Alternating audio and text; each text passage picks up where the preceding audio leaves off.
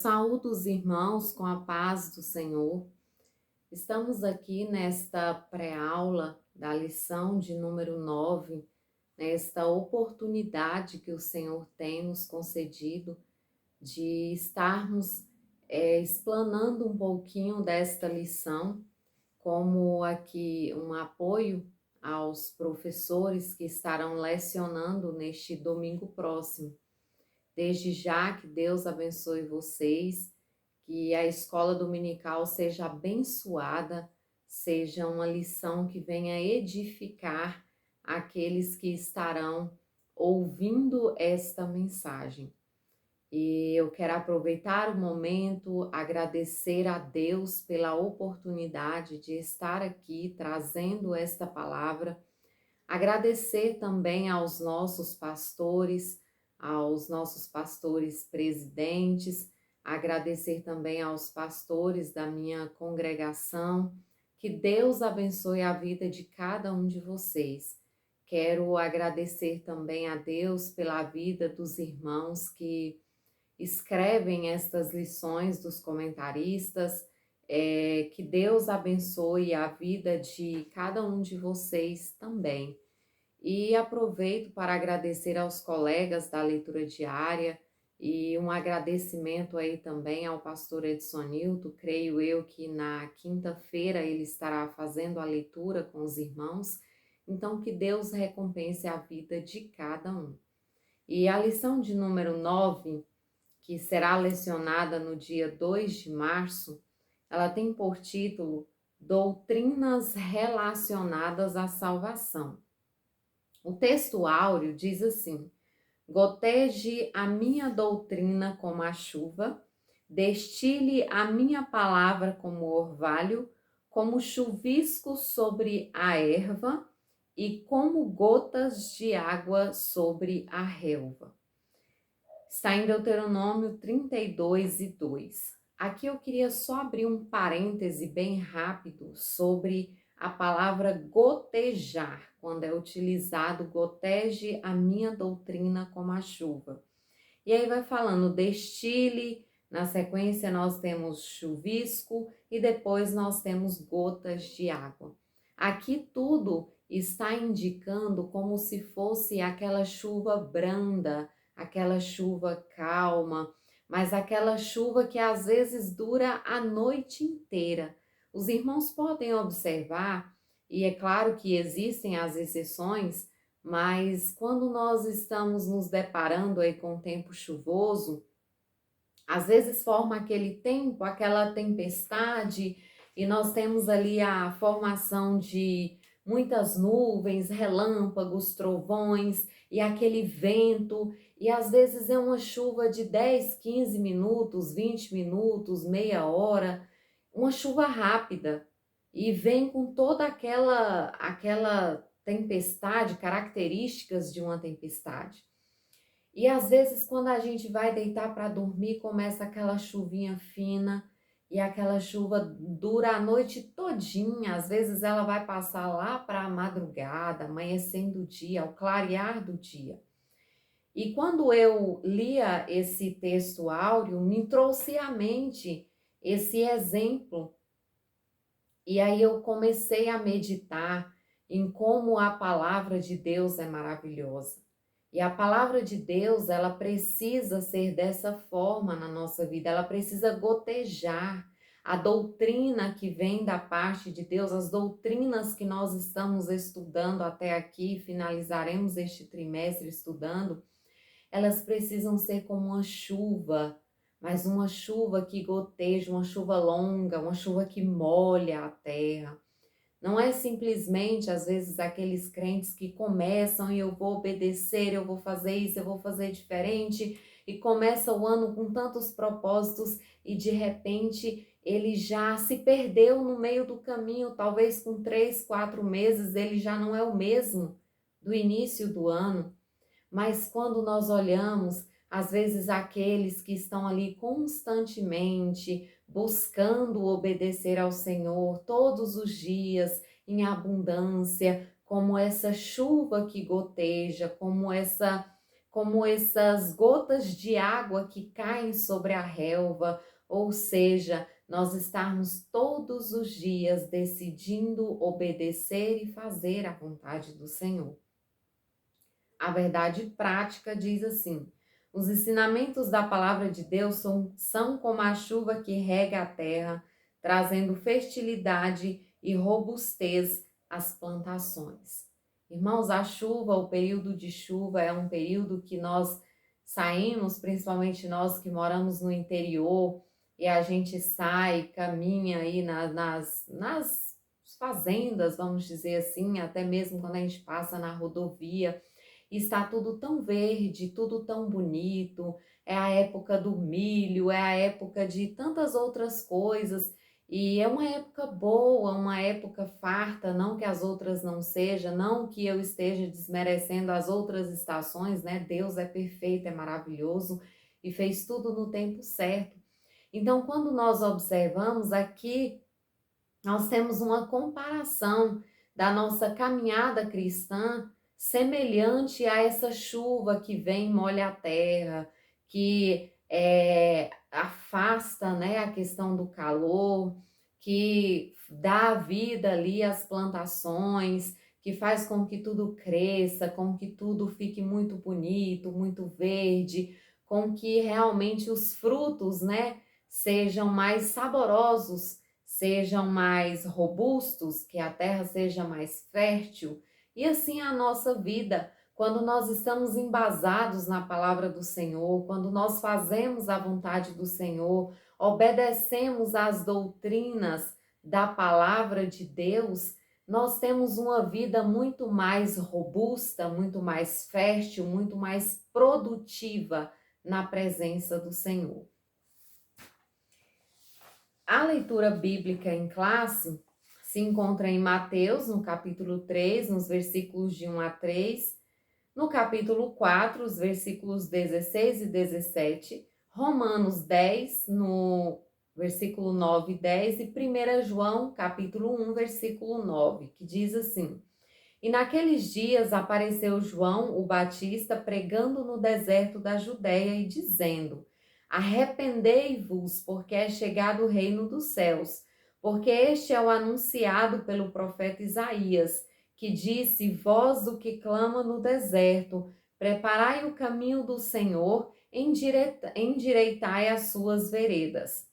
O povo que estava assentado em trevas viu uma grande luz. Aos que estavam assentados na região e sombra da morte, a luz raiou. Desde então começou Jesus a pregar e a dizer: Arrependei-vos, porque é chegado o reino dos céus. A saber, se com a tua boca confessares ao Senhor Jesus e em teu coração creres que Deus o ressuscitou dentre os mortos, serás salvo. Visto que com o coração se crê para a justiça e com a boca se faz confissão para a salvação. Se confessarmos os nossos pecados, ele é fiel e justo para nos perdoar os pecados e nos purificar de toda injustiça. O texto bíblico, nós temos aí alguns livros sagrados, traz para nós de modo geral a ideia do arrependimento, a doutrina, não é ideia, perdão, a doutrina do arrependimento, a doutrina voltada para a questão de que para salvação é necessário haver arrependimento e confissão, e também abandono das práticas. Objetivo geral: descrever sobre as doutrinas relacionadas à salvação. Objetivos específicos: enfatizar a respeito da doutrina do arrependimento, discorrer sobre a doutrina da confissão e suas formas, destacar sobre a doutrina do perdão e as consequências de não perdoar. Então, quando nós vamos para a lição, nós estaremos falando na lição anterior, nós falamos aí sobre a salvação e os benefícios que ela nos proporcionou. E quando nós vamos para esta presente lição, nós temos aqui uma apresentação sobre 3 pontos importantes. a doutrina do arrependimento, a doutrina da confissão e as consequências de não perdoar. Nós estaremos falando sobre essas três áreas.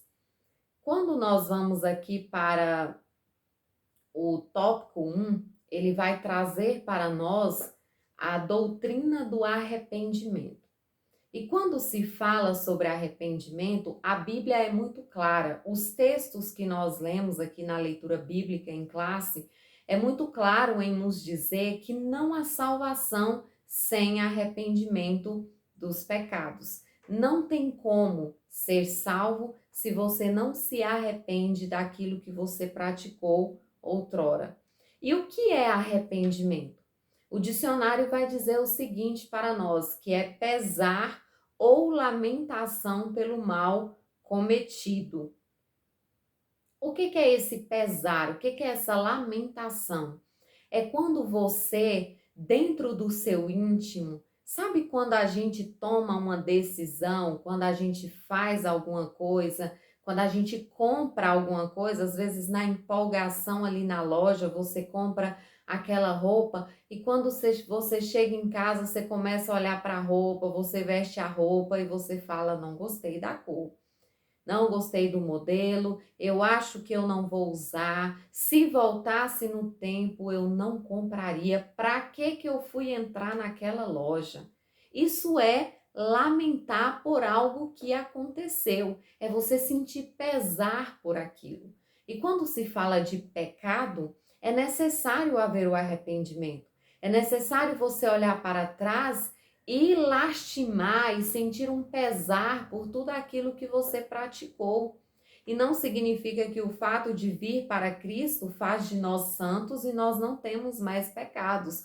Nós vamos falar sobre isso mais à frente. Nós falhamos, mas aqui o ponto principal para nós aceitarmos o Evangelho da Graça e recebermos a oportunidade de salvação, o primeiro passo é o arrependimento dos nossos praticados.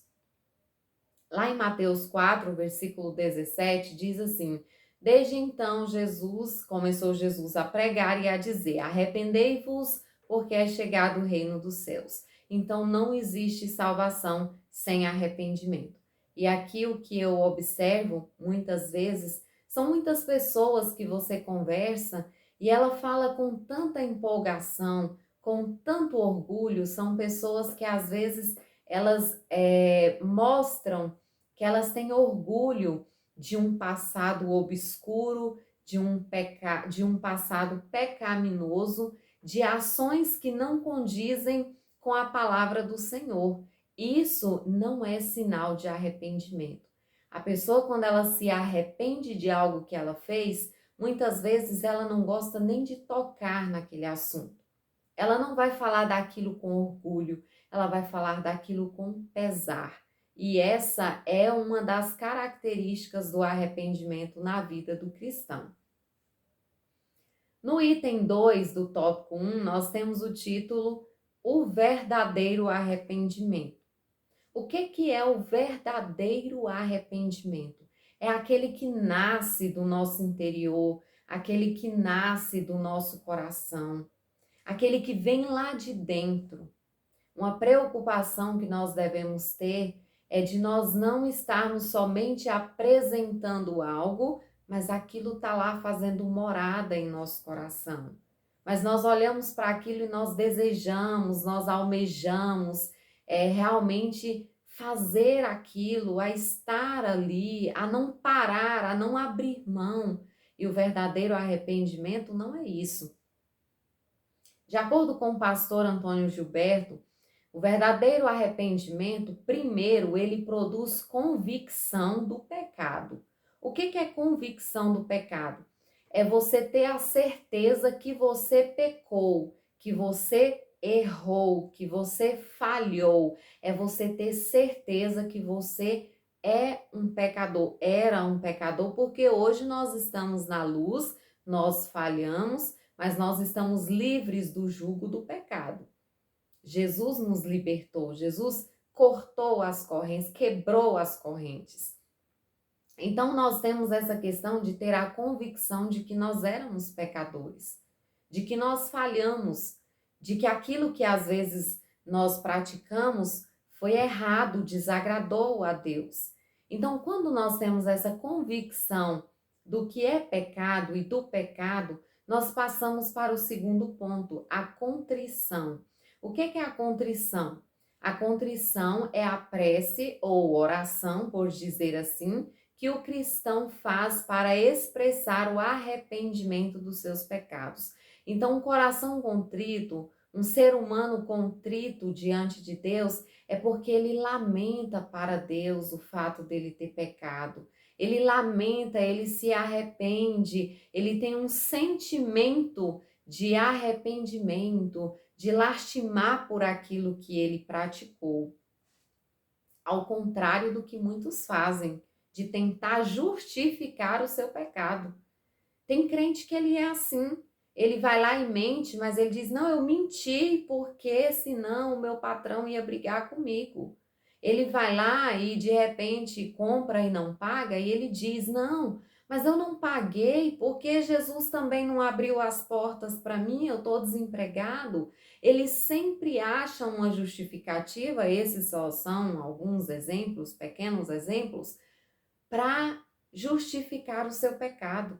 Mas o crente, quando ele tem arrependimento, ele é contrito, ele não vai tentar culpar A ou B, ele não vai tentar justificar do porquê que ele praticou aquilo. Ele vai dizer, eu errei, eu falhei. Ele vai chegar como o filho pródigo e vai dizer, pai, eu pequei contra ti, eu pequei contra os céus, eu pequei contra Deus, me perdoa. Ele não vai tentar justificar. O filho pródigo poderia ter utilizado muitos argumentos para justificar o que ele fez, mas ele chegou e humilhou, ele pediu perdão para Deus, e esse é o nosso papel de cristão. O próximo passo é a confissão do pecado. Ele teve a certeza que ele pecou, ele está com o seu coração contrito, ele se arrependeu, ele precisa confessar o seu pecado. E aí, no próximo item lá, se não me engano, no tópico 2, nós estaremos falando sobre confissão. E o próximo passo é abandonar o pecado. A Bíblia vai dizer o quê? Que aquele que confessa e deixa, alcança misericórdia. Então, é preciso abandonar aquela prática. Não adianta você reconhecer o seu pecado, pedir perdão pelo seu pecado, se arrepender do seu pecado e no outro dia praticar a mesma coisa. E no mês que vem você praticar a mesma coisa e você permanecer no pecado. É necessário abandonar aquela prática. E por fim, nós temos a conversão do pecado, que é a mudança de vida. Então, quando você abandona a prática do pecado, você está mudando a sua vida, você está mostrando com os seus frutos, com as suas ações, que você mudou de vida, que você é alguém regenerado, que você é filho de Deus, justificado pelo sangue do Senhor Jesus Cristo. Se não for dessa forma, há apenas remorso e tristeza. Qual é a diferença de remorso para arrependimento? O remorso ele é um sentimento passageiro. Ele vem, depois você esquece o que aconteceu e passou. O arrependimento ele é algo duradouro. Ele é algo que faz você nascer em você o desejo de não praticar mais aquilo. O remorso não, você sente no momento, nossa, mas eu não podia ter mentido, o meu patrão, o meu esposo, a minha esposa, o meu pastor confia tanto em mim. E aí surge ali só aquele remorso. E aí, às vezes, depois você já está mentindo para outra pessoa, já está praticando outra coisa. Agora, quando é o arrependimento, você fala, eu vou lutar para os meus lábios proferirem somente a verdade. O arrependimento faz a diferença na vida do cristão. O item 3 nos diz que o arrependimento é produzido por Deus. Eu quero ler aqui uma referência que está no livro de Atos, no capítulo 16, versículo 14. Essa referência está dentro da lição, que diz assim: E uma certa mulher chamada Lídia, vendedora de púrpura da cidade de Tiatira, e que servia a Deus, nos ouvia. E o Senhor lhe abriu o coração para que estivesse atenta ao que Paulo dizia.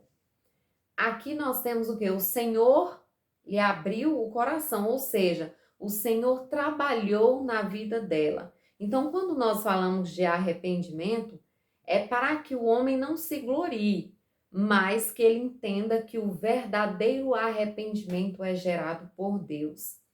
Às vezes, nós, com os nossos próprios esforços, nós conseguimos evitar de praticarmos certas ações, mas o arrependimento genuíno, por completo, que vem do nosso interior, somente Deus é capaz de produzir em nós.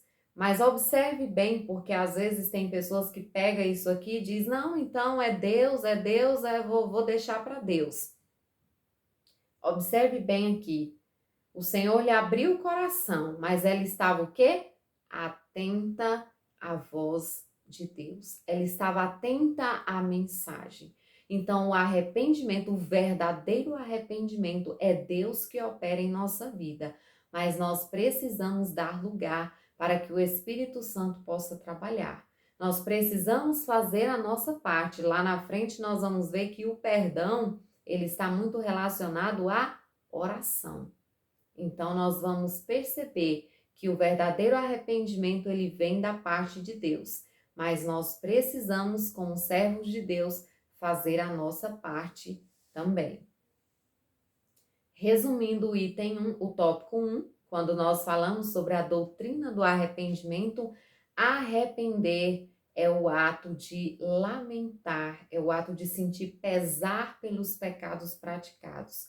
É confessar, é abandonar, é mudança de vida, é entender que sem arrependimento não existe salvação.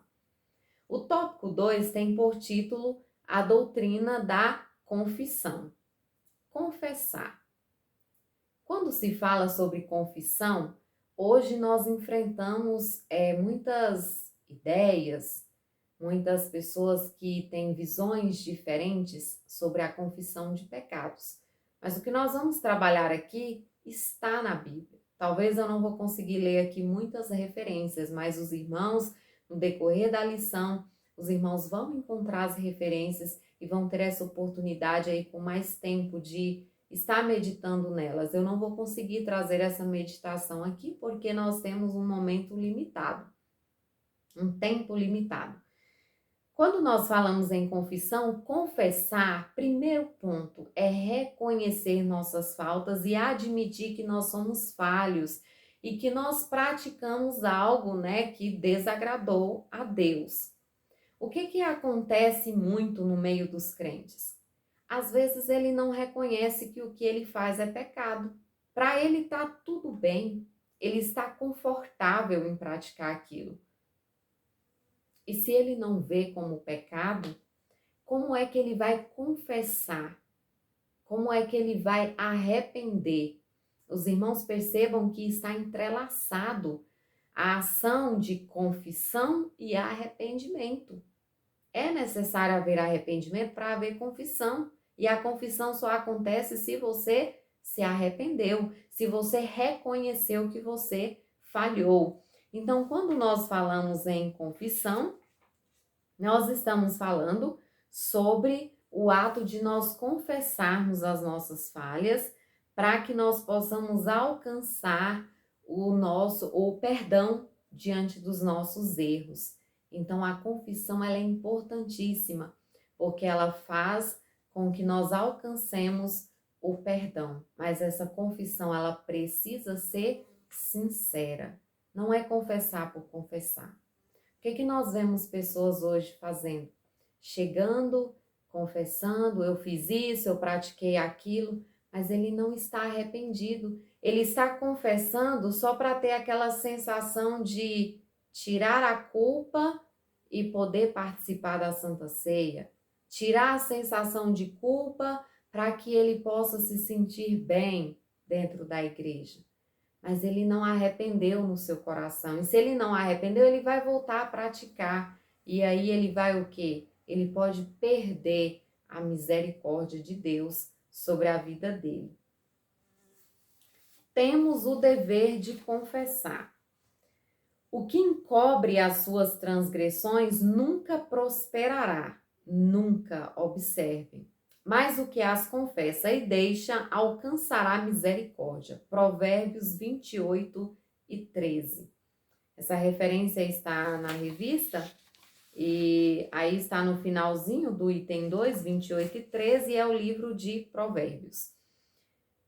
Observe bem, aquele que encobre as suas transgressões nunca prosperará. O que é encobrir as transgressões? É não confessar o seu pecado, é não reconhecer o seu pecado, é sempre ficar ali tentando encontrar uma saída, é sempre deixar aquele pecado acomodado ali quietinho. Nunca alcançará prosperidade. E aqui nós não estamos entrando, é só a prosperidade financeira, não, estamos falando da prosperidade em um sentido amplo, da vida espiritual, da comunhão com Deus. Ele sempre vai ser um crente raquítico, ele sempre vai ser um crente doente, ele sempre vai ser um crente embaraçado nas coisas dessa vida. Ele sempre vai ser um crente que não tem uma comunhão plena com Deus. Ele nunca prospera espiritualmente. E às vezes até a sua vida material, o seu relacionamento conjugal, o seu relacionamento familiar, a sua vida de forma geral é uma vida embaraçada, porque ele está encobrindo as suas transgressões. Mas a Bíblia diz o quê? Que aquele que confessa e deixa. Entra no que eu falei para os irmãos, o abandono do pecado, ele alcança a misericórdia, ele alcança o perdão, e aí é como se fosse aquela chuva gotejando, é como se fosse o Espírito Santo trazendo paz para a nossa consciência, e a gente sente que nós temos uma comunhão muito profunda com Deus, porque nós confessamos, deixamos e alcançamos a misericórdia. 3 formas de confissão. Primeiro, nós temos a confissão secreta. É aquela confissão que nós fazemos somente para Deus. Que nas nossas orações nós pedimos perdão, Senhor, perdoa as nossas falhas, perdoa as minhas falhas, aquilo que eu poderia fazer e não fiz, aquilo que eu fiz e não deveria fazer. Aquilo que às vezes eu falei entristeceu o Senhor, me perdoa, me faça lembrar para que eu possa confessar aquilo que tem de ser confessado, aquilo que às vezes eu achei que não era nada, não era problema, mas entristeceu, mas desagradou, mas eu pequei, me perdoa. Então nós vemos o que? Lá eu volto no exemplo do filho pródigo. E trago também o exemplo do Davi, do próprio Davi, quando ele peca ali com Batseba, e depois ele vai para a oração, ele vai se lançar aos pés do Senhor e pedir perdão pelo seu pecado. E realmente lamentar, depois que o profeta, confronta ele vai lamentar pelaquilo que ele fez. Então, quando nós falamos na confissão secreta, na confissão para Deus, nós falamos sobre esse tipo de perdão. E aqui eu quero entrar em algumas questões, por exemplo, o perdão pelos pecados que nós cometemos em pensamentos, às vezes pelos desejos, pelas emoções, aquilo que às vezes nós não externamos, alguém não viu, a gente só pensou, esse pecado a gente pede perdão diretamente para Deus. Nós pedimos perdão para Deus pelos nossos pensamentos. Quando nós falamos na confissão pessoal, nós temos a questão de pedir perdão a quem nós pecamos ou ofendemos. Então, se eu ofendi o meu irmão, o meu filho, o meu esposo, se eu ofendi o meu vizinho, o meu colega de trabalho, se eu discuti com alguém, estou triste, estou magoada com aquela pessoa, eu preciso pedir perdão para aquela pessoa. Não adianta eu chegar lá no pastor e pedir, pastor, eu quero perdão porque eu tô com muita raiva, né, do meu colega de trabalho, de repente, do meu amigo, do meu, sei lá, do meu vizinho, do meu parente, de alguém que aconteceu alguma coisa. Eu preciso caminhar até aquela pessoa. Eu preciso pedir perdão a ela. E nós temos a confissão pública. Aqui eu trouxe um texto sagrado para embasar, porque essa confissão pública ela é polêmica. A gente sabe que em muitas igrejas ela não existe mais. As pessoas são orientadas a pedirem perdão sobre tudo que elas fazem, independente do tipo de pecado, somente a Deus. Essa confissão pública nós temos lá Tiago 5, versículo 16. A revista nos dá outras referências também, mas focarei nessa referência, que diz assim: confessai as vossas culpas uns aos outros e orai uns pelos outros para que sareis. A oração feita por um justo pode muito em seus efeitos. Observem, confessai as vossas culpas uns aos outros.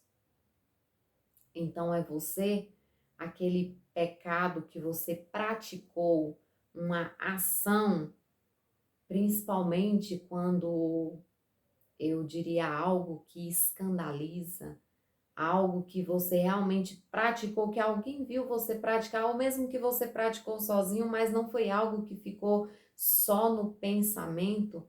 Esse pecado ele precisa ser confessado. Esse pecado ele precisa ser confessado, para que alcance a misericórdia.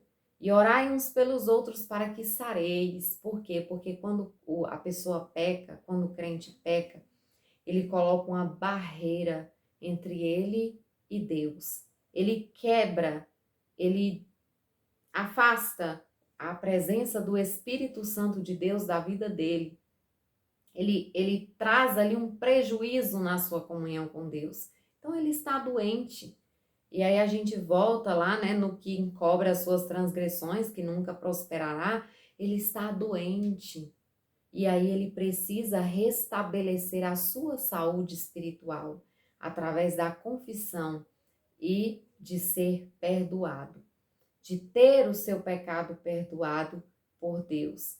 E aí nós entramos em algumas questões que é importante os irmãos estarem trazendo isso, né, de uma forma mais aberta, de uma forma que os irmãos consigam falar um pouco mais. Como eu já disse, o meu tempo aqui é limitado, que é a questão de realmente confessar com sinceridade.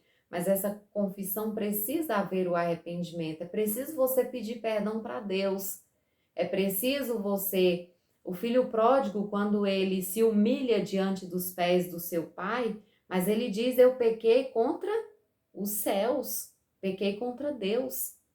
Então, o que ele reconheceu, é necessário pedir perdão para Deus, é necessário confessar o seu pecado, mas confessar tudo. Tem pessoas que elas vão e confessam só o que ela acha que não vai causar uma consequência, que não vai causar ali uma situação, ou que não vai colocar em jogo algo, de repente o seu casamento, a amizade, que não vai trazer ali um problema maior para ela.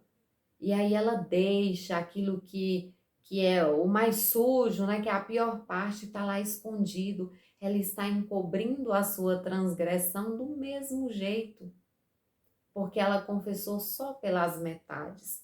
Então vamos ter essa preocupação aí de confessar todas as nossas culpas, mas confessar com sinceridade.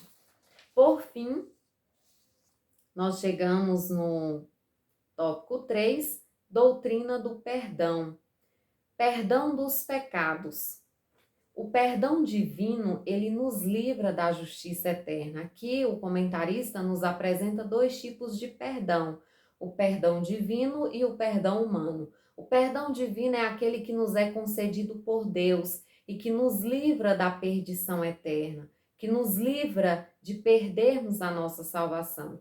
O perdão humano, ele nos traz um alívio de consciência. É quando você chega até o seu irmão, confessa o seu pecado e você sente a sua consciência tranquila.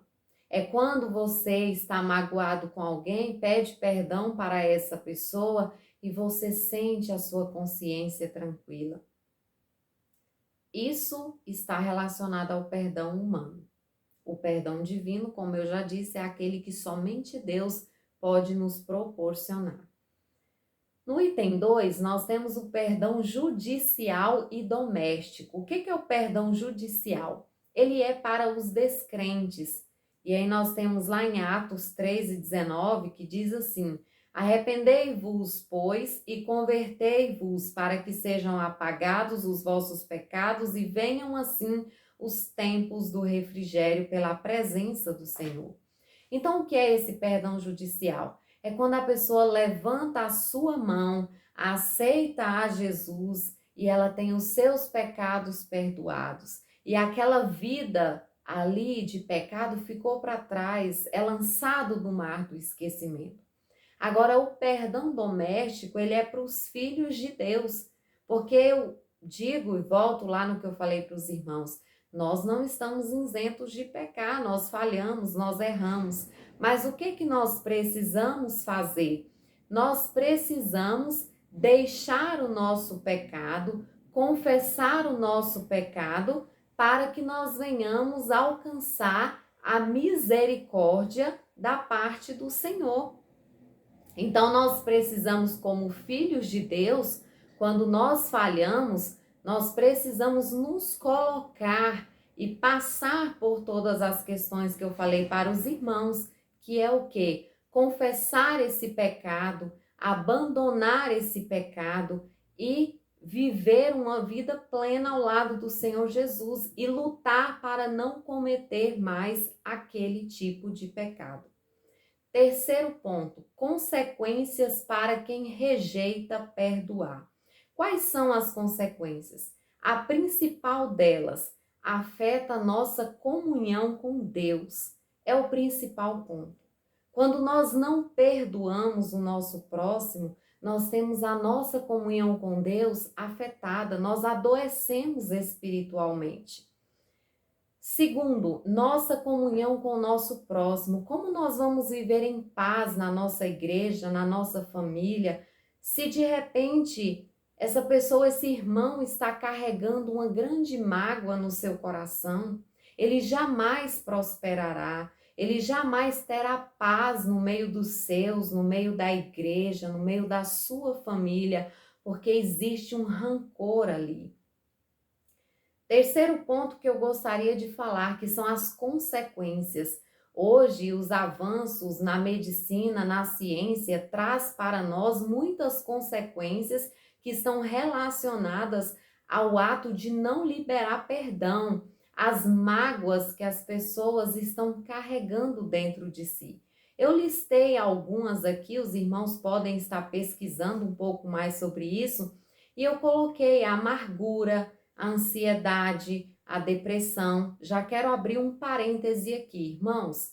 Nem todas as pessoas que sofrem dessas doenças que eu estou colocando aqui, das quais eu ainda falarei, está relacionado à mágoa. Nós não devemos generalizar.